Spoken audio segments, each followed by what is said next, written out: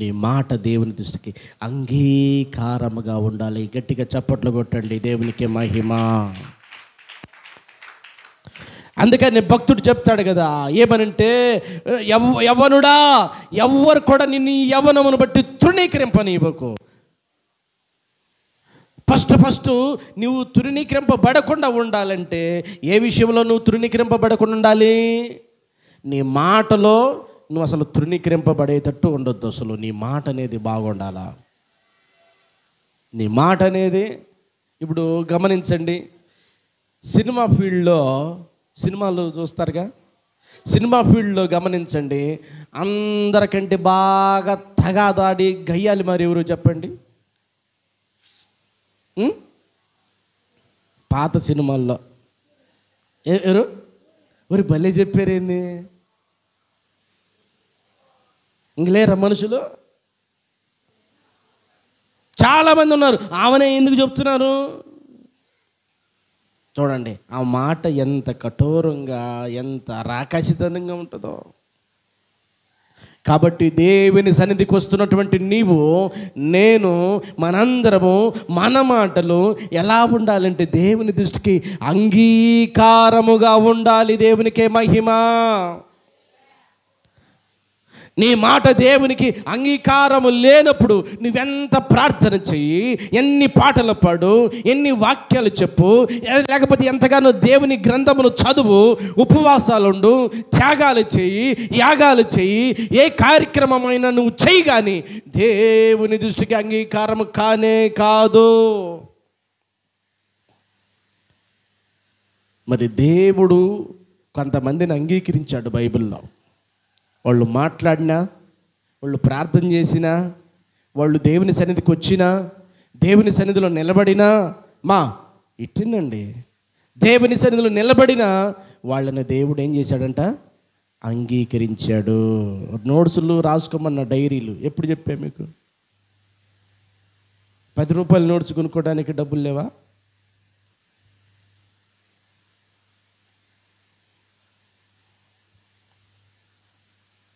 కాబట్టి క్రీస్తునందు ప్రియ దేవుని బిడ్డలారా, గుర్తు చేసుకోండి, దేవుని సన్నిధికి వచ్చే ప్రతి ఒక్కళ్ళు రాయగలిగిన వాళ్ళు నోట్స్ మెయింటైన్ చేయాలా, ఒక డైరీ మెయింటైన్ చేయాలా, చెప్పే వాక్యాలు రాసుకోవడానికి. ఈరోజు రండి చూద్దాం. ప్రతి ఒక్కళ్ళకి ఒక డైరీ, ఒక పుస్తకం ఉంటుంది. పాస్టర్ గారు ఏం చెప్తున్నాడో డేట్ వేసుకుంటారు, అంశాలు రాసుకుంటారు, పాయింట్లు రాసుకుంటారు, అన్నీ రాసుకుంటారు. వాళ్ళు ఒక క్రమం ఉండాలి, మెయింటెనెన్స్ చేయాలి. కాబట్టి మన మాటలు దేవుడు అంగీకరించాలి కదా. అయితే పరిశుద్ధ గ్రంథంలో కొంతమంది దేవుని సన్నిధికి వచ్చారు, దేవుని సన్నిధిలో ప్రార్థన చేశారు, దేవుని సన్నిధిలో కనబడ్డారు, దేవుని సన్నిధిలో నిలబడ్డారు. అలాంటప్పుడు దేవుడు వాళ్ళని అంగీకరించాడు. దేవునికి స్తోత్రం. ఎవరెవరిని దేవుడు అంగీకరించాడో ఒకసారి మనం జ్ఞాపకం చేసుకుందాం. దేవునికి స్తోత్రం. ఆదికాండం 19వ అధ్యాయము 21వ భాగం. ఆదికాండము 19:21 చదువుదాం రండి. ఆయన నీవు చెప్పిన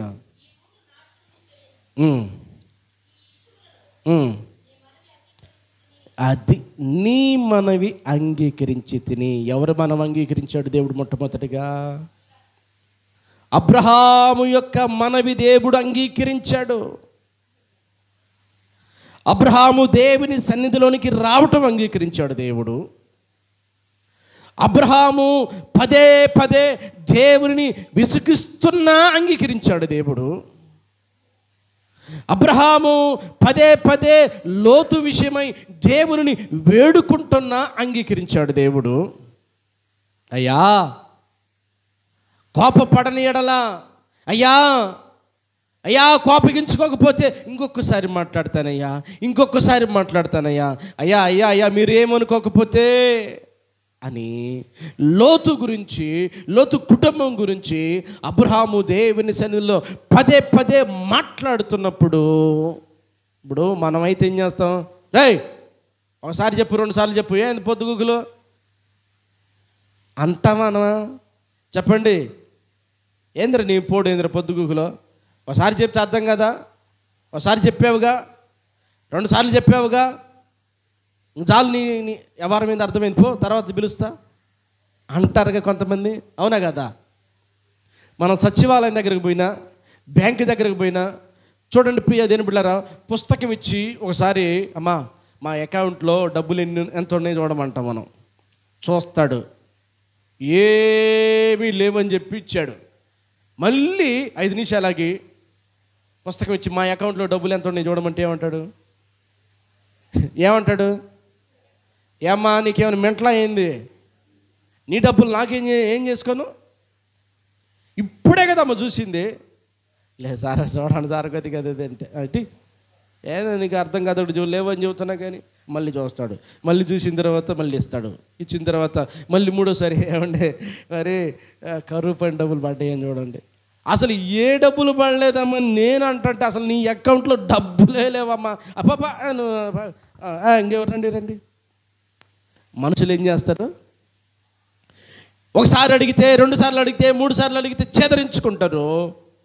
కానీ అబ్రహాము దేవుని సన్నిధిలో ఎన్నిసార్లు మాట్లాడుతున్నా దేవుడు అతని మాటలను అంగీకరిస్తున్నాడు. గట్టిగా చప్పట్లు కొడదాం, దేవునికి మహిమ.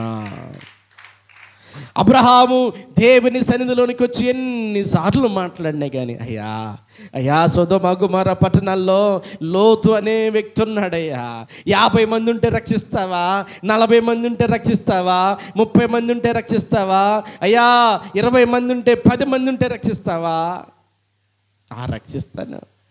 ఎన్నిసార్లు అబ్రహాము దేవుణ్ణి అడుగుతున్నా కానీ ఆ మాటలను ఆయన కోపగించుకోలేదు. ఆ మాటలన్నీ దేవుడు అంగీకరిస్తున్నాడు. చివరికి ప్రియ దేవుడు ఒక మాట అడిగాడు, అయ్యా ఇంకొకసారి అడుగుతానయ్యా, అయ్యా నా మాటలు నువ్వేమనుకోవద్దయ్యా, నా మాటలు అంగీకరించయ్యా అని చెప్పి చివరికి అడిగాడు. ఏం లేదయ్యా, అదిగో ఆ సొదొమ గొమొర్రాలో నా బంధువు, నా స్నేహితుడు, నా బిడ్డ ఉన్నాడయ్యా, అన్ని రక్షించయ్యా. సరే పో, నీ మనవి నేను అంగీకరించా. చూడండి ప్రియ దేవుని బిడ్డలారా, దేవుని సన్నిధికి వస్తున్నటువంటి మనము మన మనవి అంగీకరించాలి. దేవుడు మన ప్రార్థన దేవుడు అంగీకరించాలి, మన పాటలు దేవుడు అంగీకరించాలి, మన ఆరాధన దేవుడు అంగీకరించాలి, మన అర్పణ దేవుడు అంగీకరించాలి, మనం చేసేటువంటి స్తుతిని దేవుడు అంగీకరించాలి. ఎన్నున్నాయి దేవుని మనం దేవుని సన్నిధికి వచ్చినప్పుడు ఏమేం చేస్తాం చెప్పండి? మన కానుకేస్తాం కదా, మన కానుక దేవుడు అంగీకరించాలి. దేవునికి స్తోత్రం చెప్పాలి. మన కానుక ఏం చేయాలి? దేవుడు అంగీకరించాలి.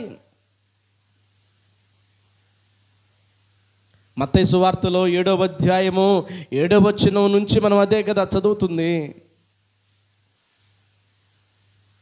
నువ్వు ధర్మం చేసేటప్పుడు ఇంకా మనం అక్కడ అదంతా చదువుకోవచ్చు. నువ్వు ధర్మం చేసేటప్పుడు మనుషులకు కనబడవాలని చెయ్యొద్దు అన్నాడు. అంటే నీ వేసే కానుక మనుషులకు కనబడేటట్టు వేస్తే దేవుడు అంగీకరించాడు. అంగీకరిస్తాడా? చెప్పాలి. అంగీకరించడు. నువ్వు చేసే ప్రార్థన అంగీకరిస్తాడు అనుకున్నావా?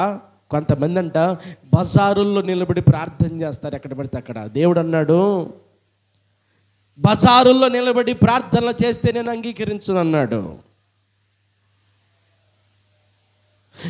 నిలువు టంగీలు ధరించుకొని, ఏదో తెల్లటి వస్త్రములు ధరించుకొని బజారుల్లో తిరుగుతూ బజారుకు ఒక ప్రార్థన చేస్తే నేను అంగీకరించను అన్నాడు దేవుడు. అర్థమవుతుందా అండి? కాబట్టి ఆలోచన చేయండి, దేవుడు మనలను అంగీకరించాలి. అమ్మా ఎంతమంది నేను చేసే ప్రార్థన దేవుడు అంగీకరిస్తాడు అనుకుంటున్నారు? నేను పాడే పాటలు దేవుడు అంగీకరిస్తాడు, నేను వేసే కానుక దేవుడు అంగీకరిస్తాడు, నా హృదయాన్ని దేవుడు అంగీకరిస్తాడు, లేకపోతే నా యొక్క స్తుతిని దేవుడు అంగీకరిస్తాడు, లేకపోతే నా అర్పణను దేవుడు అంగీకరిస్తాడు, నేను చేసే పరిచర్య దేవుడు అంగీకరిస్తాడని అనుకుంటూ ఉన్నారు. కాబట్టి జ్ఞాపకం చేసుకుందాం, దేవుడు అంగీకరించిన వ్యక్తులలో అబ్రహాము చేసిన ప్రార్థన ఎవరు అంగీకరించారు? చెప్పాలి. దేవుడు ఏం చేశాడంట? అంగీకరించాడు. దేవునికి స్తోత్రం. చేతి చెప్పండి, దేవునికే మహిమ. దేవుడు అంగీకరించాడు అబ్రహాము ప్రార్థన. అబ్రహాము మాటలు దేవునికి అంగీకారంగా ఉన్నాయి. అందువల్ల దేవుడు అబ్రహాము ప్రార్థన అంగీకరించాడు. ఆదికాండము ప్రియ దేవులారా గమనించినట్లయితే 4వ అధ్యాయము ప్రియ దేవులారా 3వ వచన భాగము నుండి మనం చదువుకుందాం. కొంతకాలమైన తర్వాత ఆ కయ్యోను పొలము పంటలో కొంత యెహోవాకు అర్పణగా తెచ్చెను.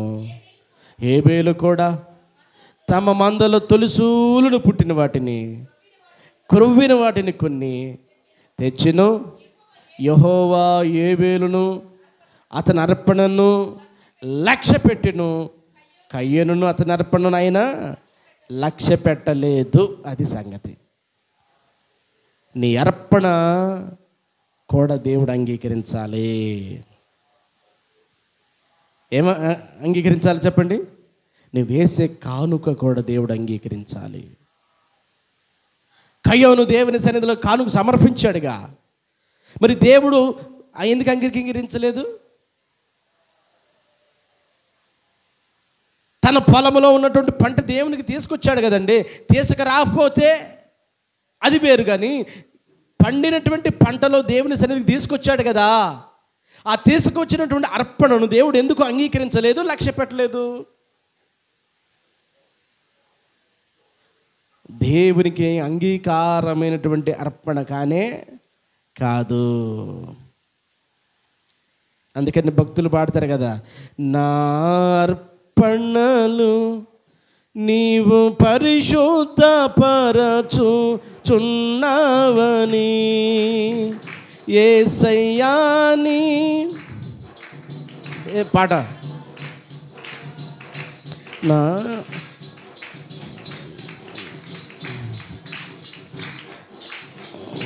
నా అర్పణలు నీవు పరిశుద్ధపరచుచున్నావని యేసయ్యా నీ పాదాల చెంత నా శిరము వంచెదా, నీవే నాకని నీకని.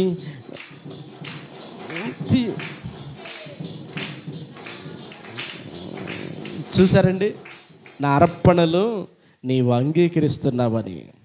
నిజమే ప్రియ దేని బిడ్డలారా. ఏం నిద్రపోయిన తర్వాత ఆ పాట అయిపోయిన తర్వాత కొడుతుంది ఏంది?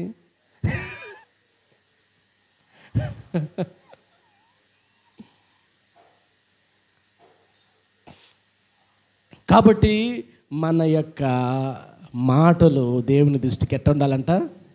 అంగీకారముగా ఉండాలి. మొట్టమొదటిగా ఎవరు యొక్క ప్రార్థన మాటలు దేవుని దృష్టికి అంగీకారం అయ్యాయి? అబ్రహాము. రెండవది ఎవరు అర్పణ దేవుడికి అంగీకారమైంది? హేబేలు. చెప్పండి హేబేలు. కీర్తన గ్రంథంలో ప్రియ దేని బిడ్డలారా 21వ అధ్యాయము 2వ వచన భాగం చదువుకుందాం. అతని మనోభిష్టము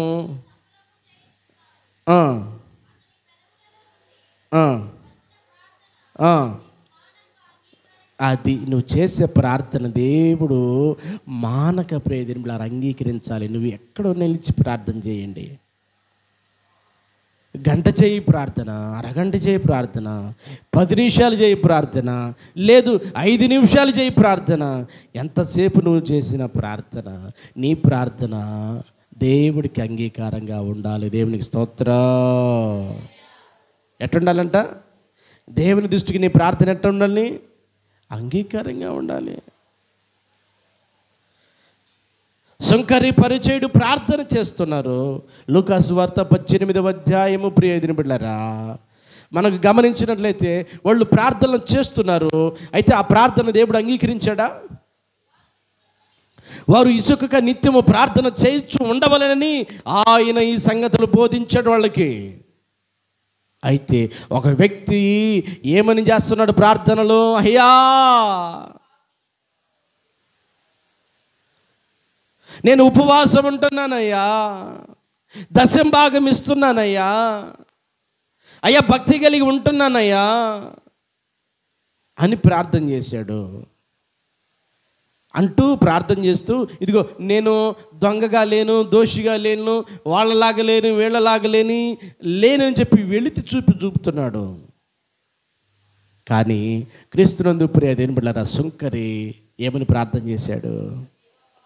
అయ్యా పాపినయ్యా,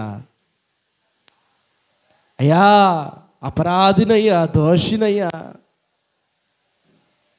నా జీవితంలో ఎంతగానో నేను నీకు దూరం అయిపోయిన వ్యక్తినయ్యా.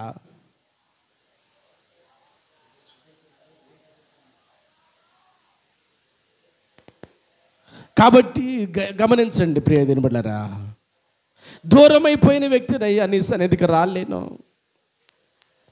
నీతో సహవాసం చేయలేను, ఆకాశం వైపు కన్నులెత్తి చూడలేను ప్రభా. నీ గుండెలో బాదుకుంటూ ప్రియ దేవుని బిడ్డలారా దేవుని సన్నిధిలో ప్రార్థన చేస్తూ ఉన్నాడు.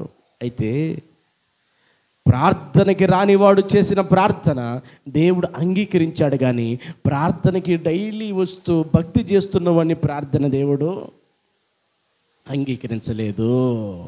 కాబట్టి కారణం ఏంటి? ప్రార్థనకి రానివాడు ప్రార్థన చేస్తేనేమో దేవుడు అంగీకరించాడు, ప్రార్థనకి డైలీ వస్తూ భక్తి చేస్తూ నిష్టగా ఉంటూ దశంభాగాలు ఇస్తూ ఉపవాసాలు ఉంటూ ఆజ్ఞలను పాటిస్తూ క్రమమైన జీవితాన్ని కలిగిన వ్యక్తి ప్రార్థనేమో దేవుడు అంగీకరించలేదు. కారణం ఏంటంటే అతని ప్రార్థనలో హెచ్చింపు కలిగిన ప్రార్థన ఉంది, ఇతరులను విమర్శించే ప్రార్థన ఉంది, అతను గొప్ప చేసుకునే ప్రార్థన ఉంది. కాబట్టి క్రీస్తునందు ప్రియ దేవుని బిడ్డ మనం జ్ఞాపకం చేసుకోవాల్సిన విషయం ఏంటంటే, దేవుడు మనలను, మన మాటలను ఏం చేయాలా? అంగీకరించాలి. దేవునికి స్తోత్రం. చేయెత్తి చెప్పండి గట్టిగా, దేవుడు మనలను అంగీకరించాలి, అప్పుడు దేవునికి మహిమ కలుగుతుంది. నువ్వెన్ని చేసినా దేవుని సన్నిధిలో దేవుడు అంగీకరించకపోతే ప్రయోజనం లేదు. నీకు నీవు మననం చేసుకో, నీకు నీవు జ్ఞాపకం చేసుకో, అయ్యా నేను చేసే ప్రార్థన నీకు అంగీకారమేనా? నేను పాడే పాటలు నీకు అంగీకారమేనా? అయ్యా నేను చేసే పరిచర్య నీకు అంగీకారమేనా? నా భక్తి నీకు అంగీకారమేనా? నా విశ్వాసం నీకు అంగీకారమేనా? నా నడక, నా ప్రవర్తన, నా ఆలోచన నీకు అంగీకారమేనా ప్రభువా అని దేవుని సన్నిధిలో మనం అడగగలిగితే ప్రియ దేవుని బిడ్డలారా, నువ్వేమీ సమర్పించకపో, ముందు నీ మాట దేవునికి అంగీకారంగా ఉండాలి. నీ మాట దేవునికి అంగీకారమైనప్పుడు, అర్థమవుతుందా? నీవు మాట్లాడే ప్రతి మాట ప్రజలకు కూడా అంగీకారంగా ఉంటుంది. దేవునికి స్తోత్రం. హల్లెలూయా, హల్లెలూయా. కాబట్టి అబ్రహామును దేవుడు అంగీకరించాడు, హేబేలును దేవుడు అంగీకరించాడు. చూడండి ప్రియ దేవుని బిడ్డలారా, దావీదును దేవుడు అంగీకరించాడు. తర్వాత సుంకరిని కూడా దేవుడు అంగీకరించాడు. ఎవరెవరిని అంగీకరించాడు దేవుడు? చెప్పాలి, మర్చిపోవద్దు. అబ్రహామును దేవుడు అంగీకరించాడు, హేబేలును దేవుడు అంగీకరించాడు, దావీదును దేవుడు అంగీకరించాడు, సుంకరిని దేవుడు అంగీకరించాడు. మరి మనలను రే రే రే రే రే అసలు నీకు నోరు కుదరతాగు, ఎందుకైనా అట్ట అద్దెగా వచ్చిండు సిత్తు, అర్థమవుతుందా? కాబట్టి గుర్తు చేసుకుందాం, క్రీస్తునందు ప్రియులారా, మనలను దేవుడు అంగీకరించాలి. నువ్వు వేసే కానుక, నువ్వు చేసే ప్రార్థన, నువ్వు పెడుతున్న మొరప దేవుడు అంగీకరించాలి. కానుక నైతిని నీ సన్నిధిలో శాశ్వత కృపను నేను తాళంచగా కానుకనైతిని నీ సన్నిధిలో, కానుకనైతిని నీ సన్నిధిలో. శాశ్వత కృపను నేను తాళంచగా భక్తిహీనులాతో నివసించుట కంటేను నీ మందిర వరణములో ఒక్క దినము గడుపుట